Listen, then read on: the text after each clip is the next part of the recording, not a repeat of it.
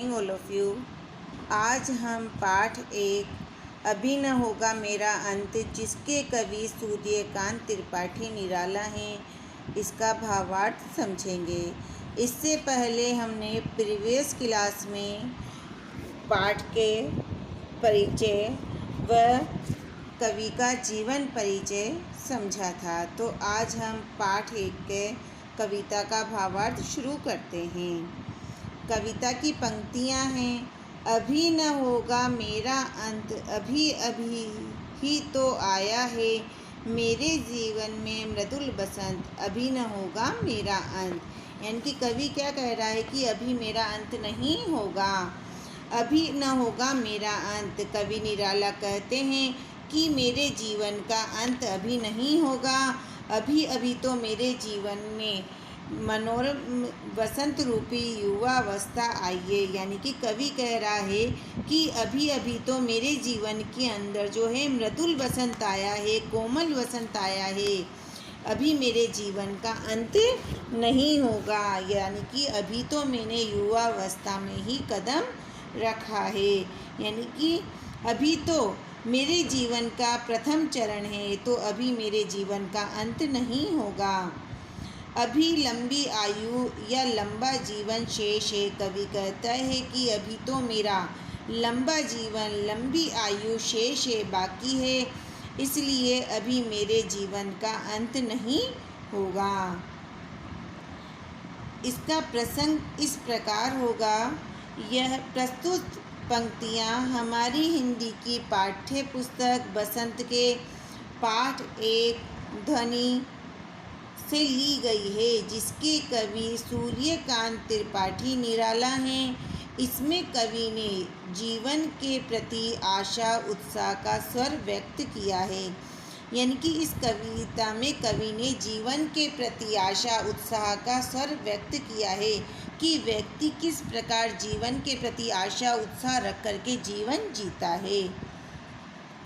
इसकी अगली पंक्तियाँ हैं। हरे हरे ये पात, डालियाँ कलियाँ कोमल गात, मैं ही अपना स्वप्न मृदुल कर फेरूँगा निद्रित कलियों पर, जगह एक प्रत्युष मनोहर, पुष्प पुष्प से तंद्रा लस लालसा खींच लूँगा मैं, अपने नव जीवन का अमृत सा हर्ष सींच दूँगा मैं। कवि कहता है कि मैं अपने द्वार दिखा दूँगा फिर उनको, हे मेरे वे जहाँ अनंत, अभी न होगा मेरा अंत। कवि कहता है कि कौन? कवि निराला कहते हैं कि अभी तो मेरे जीवन में बसंत का आगमन हुआ है। यानी कि हरे हरे ये पात, अभी तो हरे हरे पत्ते खिले हैं, डालियाँ कलियाँ कोमल गात, और डालियों पर जो है कोमल कोमल कलियाँ खिली हुई है। यानी कि उसके शरीर पर जो है अभी अभी कोमल कलियाँ खिली हुई है, जिसके कारण उसका जो है शरीर निखर रहा है।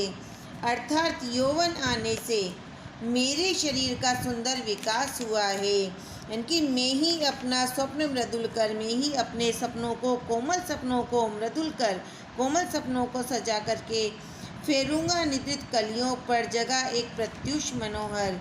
फिर मैं ही अपनी कोमल हाथों से जो है इन अलसाई हुई कलियों का स्पर्श करूँगा, इन पर अपना हाथ उत्साहपूर्वक फेरूँगा। इनकी जो अलसाई हुई कलियाँ हैं, इन पर मैं अपने कोमल हाथों को फेरूँगा। पुष्प पुष्प से तंद्रा लालसा खींच लूँगा मैं, अपने नवजीवन का अमृत सा हर्ष सींच दूँगा मैं।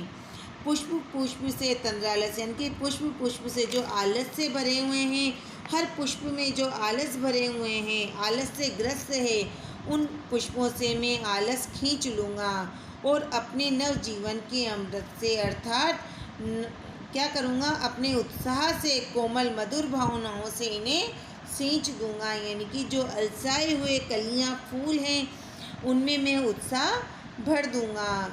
द्वार दिखा दूँगा फिर उनको, हे मेरे वे जहाँ अनंत, अभी न होगा मेरा अंत। कवि कहता है कि इन्हें विकसित होने का मार्ग बता दूँगा। यानी कि कवि कहता है कि मैं अभी इन्हें विकसित होने का मार्ग बता दूंगा।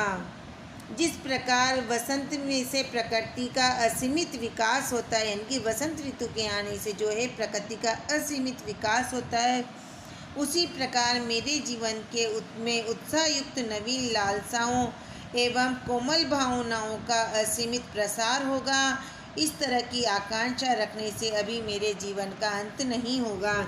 कवि इस प्रकार की आकांक्षा रखता, इच्छा रखता है अपने मन के अंदर कि अभी तो उसके जीवन का विकास होगा, अभी तो उसके जीवन में मृदुल बसंत आया है, अभी तो इसने युवा पीढ़ी के अंदर जो है प्रवेश किया है, तो अभी उसके जीवन का अंत नहीं होगा।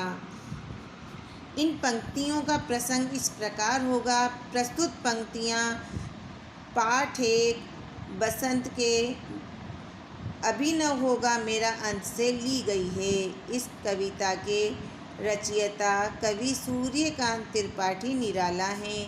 इसमें कवि ने बसंत के द्वारा अपनी जिजीविषा यानी कि अपने जीने की इच्छा का भाव व्यक्त किया है, यानी कि कवि ने अपने द्वारा अपने जीने की इच्छा का भाव व्यक्त किया है।